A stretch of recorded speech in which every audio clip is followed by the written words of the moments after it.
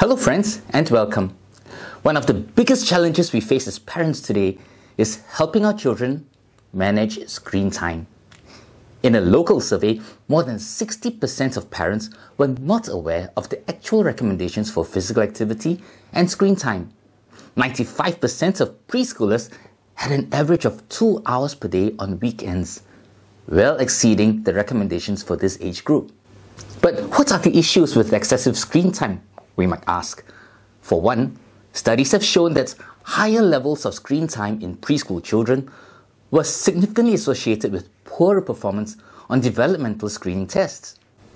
Primary school children who exceeded screen time recommendations scored lower on cognitive assessments. In addition, a combination of excessive screen time and too little sleep has also been associated with heightened impulsivity in this same age group.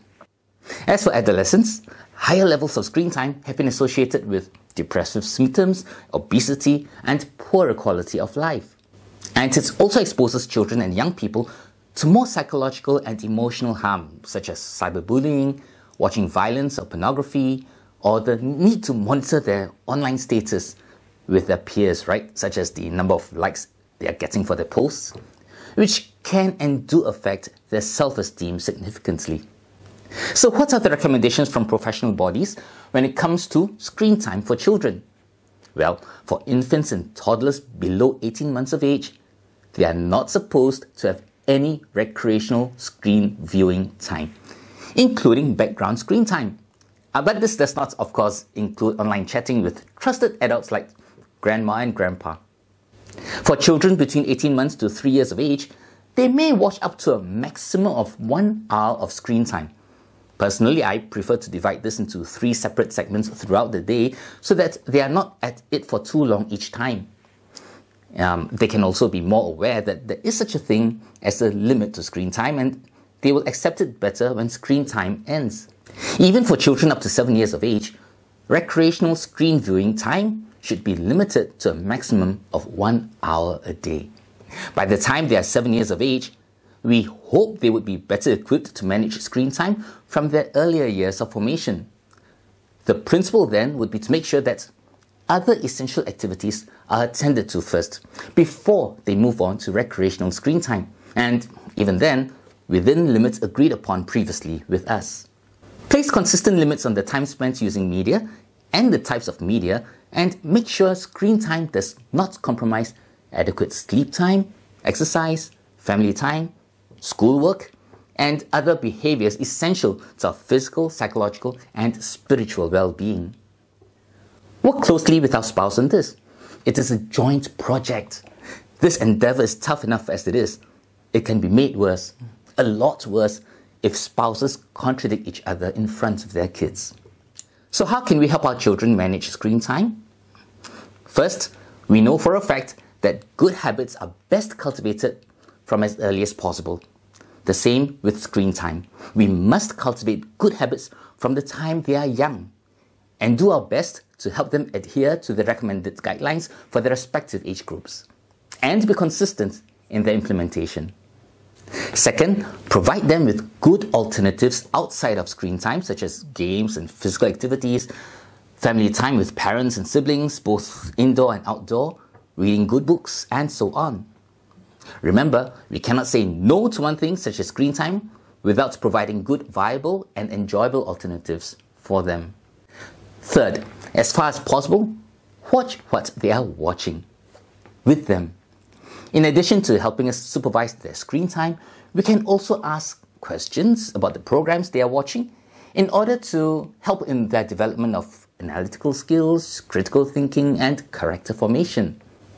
In our home, we prefer to cast or project what is on our phone to the bigger TV screen so that the children can enjoy screen time together and with us.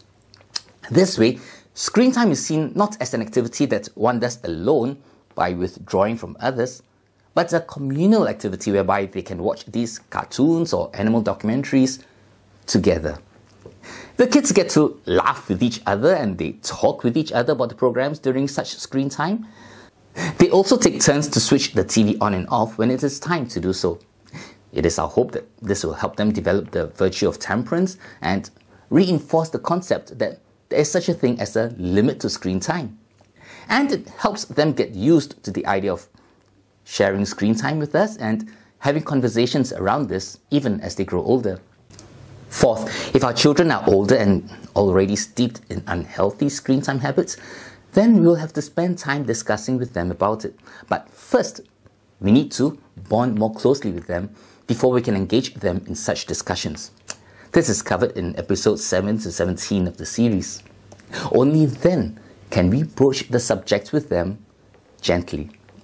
We can ask them what their hopes are for themselves, both in the short term and in the long term, how they see themselves achieving their goals, and in time, how unhealthy screen time habits can jeopardize those goals they have set for themselves.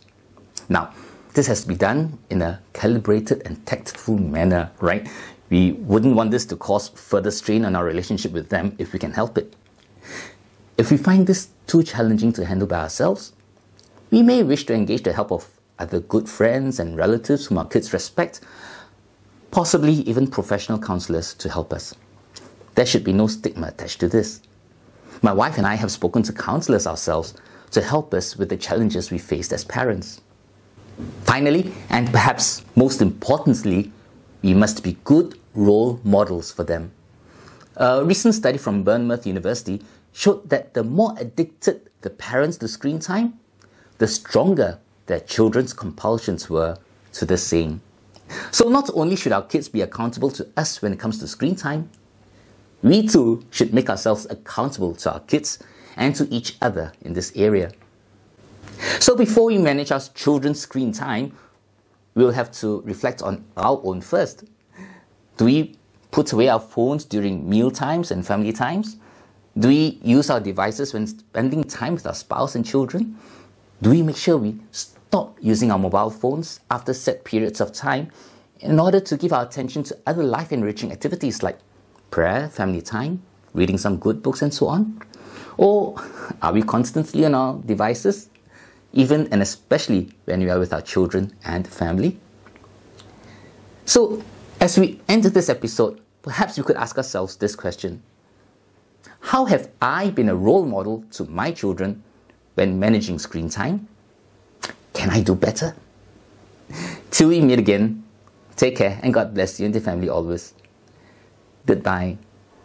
If you found this video useful, I invite you to put a like to it, subscribe to our channel, and share it with others whom you think will benefit from it. God bless you always.